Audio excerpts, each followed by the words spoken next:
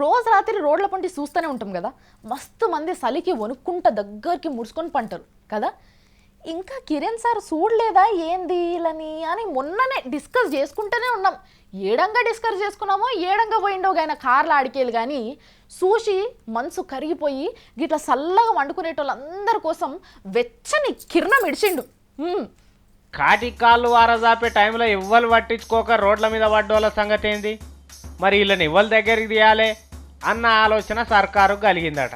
హైదరాబాద్లో పొద్దంతా బిచ్చం ఆడుకొని రోడ్ల పొంటి ఏడ పడితే ఆడ మలసక పండేటోళ్లకు ఇప్పుడు సత్రం కట్టిస్తారట. 1,00,000 మంది జనం ఉంటే అందులో 100 మందికి సరిపోయేటట్టు సత్రం కట్టిస్తారట. ఇక వీళ్ళు పొద్దంతా తిరిగి వచ్చి చీకటి పడ్డాక ఇలా మలుసుకొని పండాలి. బయట రోడ్ల మీద వంటే సర్కారు ఇజ్జత్ పోతున్నది కాబట్టి ఇట్లా ఇంట్లో వండాలి అని కొత్త పథకం పెట్టిండ్రు. కానీ హైదరాబాద్లో జరంత మందే ఉన్నారా? ఏ గల్లీలు అడుగు పెట్టినా మినిమం 3 బిచ్చగాళ్ళు కనిపిస్తారు. మరి ఈ లెక్క తీసుకుంటే హైదరాబాద్లో లక్షల మంది ఉంటారు. వీళ్ళందరికీ సత్రం కట్టియాలంటే సర్కారుతోనే అయ్యే పని కాదు.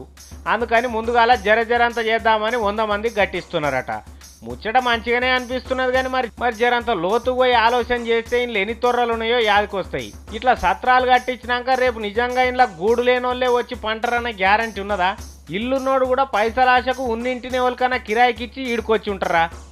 ఇది కాకుండా రాత్రిపూట తాగి తిరిగి ఆవారగాళ్ళు ఇంట్లో కుడికాలు వెటరా ఏంది? అసలైన ముసలోళ్ళని అవతలకి ఎలగొట్టి దీన్నే తాగుబోతుల కేంద్రం చేయరా?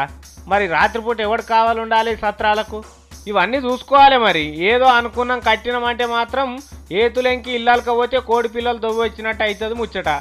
చూడుండ్రి మరి.